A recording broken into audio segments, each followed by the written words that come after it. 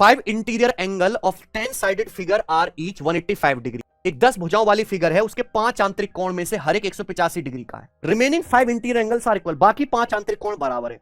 Then each of the 5 angles is equal to, तो बाकी 5 कोणों में से प्रत्येक कोण का माप डिग्री में ज्ञात कीजिए। आप बताओ, कोई भी पॉलीगन अगर किसी में n भुजाएं हैं तो उसके आंतरिक कोणों का योग क्या होता है? n - 2 गुणा 180 डिग्री। कोई भी पॉलीगन हो अगर उसमें n भुजाएं तो उसके सभी इंटीरियर एंगल का सम होगा n - 2 गुणा 180 डिग्री। अब 10 भुजाओं वाली आकृति तो बहुभुजी तो है, भुजाएं कितनी है? 10, n का मान 10, तो इसके 10 ही आंतरिक कोण बनेंगे। सब 10 आंतरिक कोणों का योग कितना आना चाहिए प्यारे बच्चों? 10 - 2 8 गुणा 180 डिग्री आना चाहिए ना सचिन? ये सभी आंतरिक कोणों का योग आ गया।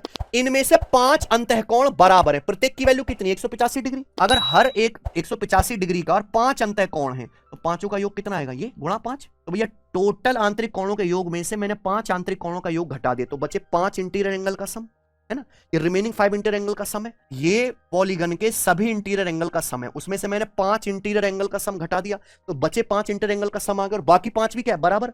बाकी 5 भी बराबर है, तो रिमेनिंग 5 ईच इंटीरियर एंगल क्या होगा? 5 से डिवाइड होगा कि नहीं होगा? बाकी 5 अंतःकोणों में से प्रत्येक का मान बराबर है, हर एक की वैल्यू क्या होगी? 5 से डिवाइड कर देंगे। बताओ क्या आएगा? अलग अलग डिवाइड करो, 5 से 180 36 बार, 36 8 288 माइनस, और यहां देखिए या 5 से डिवाइड करेंगे 185, तो कितना आ गया? तो बहुत आसान हो गया, 103 डिग्री। 103 डिग्री हो गया। तो जरूरी नहीं कि आप कैलकुलेशन करें, थोड़ा सा दिमाग लगाइए, यही खत्म हो जाता है। 10 sin a plus cos a बराबर √6 sin a।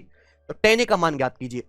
ये सवाल already same to same technician grade 1 का आया हुआ है, सेम डेटा भी नहीं बदला।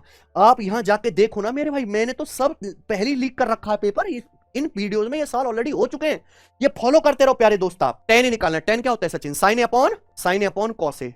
ये इक्वेशन ही तो दे रखे, यहां से मुझे क्या निकालना है? sin a upon cos a। तो sin a वाली चीज एक तरफ, tan sin a plus cos a बराबर √6 sin a। sin a को उधर ले आते हैं तो क्या आएगा? tan sin a minus √6 sin a। तो sin a कॉमन लेते हैं, tan minus √6 sin a। cos a को राइट साइड में ले जाते हैं तो क्या हो जाएगा? माइनस का cos a हो जाएगा। बोलो कोई तकलीफ? √6 sin a इधर आ गया, tan sin a में से √6 sin a घटाएंगे तो sin a common, tan minus √6 cos a आएगा इधर बटे में, तो sin a बटे cos a क्या हो जाएगा? tan a हो जाएगा बच्चों। अगर cos a लेफ्ट साइड में आएगा तो sin a बटे cos a tan a, ये उधर चला जाएगा राइट साइड में, लेकिन ये माइनस है ना, तो -1/10 माइनस रूट ये आया प्यारे बच्चे। क्लियर है? आप बोलोगे हाँ जी सर बिल्कुल सही, तो क्या आंसर आना चाहिए सवाल का? सी ऑप्शन, है कि नहीं? आप बोलोगे सर कैसे? भाई इसका रेशनलाइजेशन करना है ना, तो ऊपर नीचे आप क्या करोगे?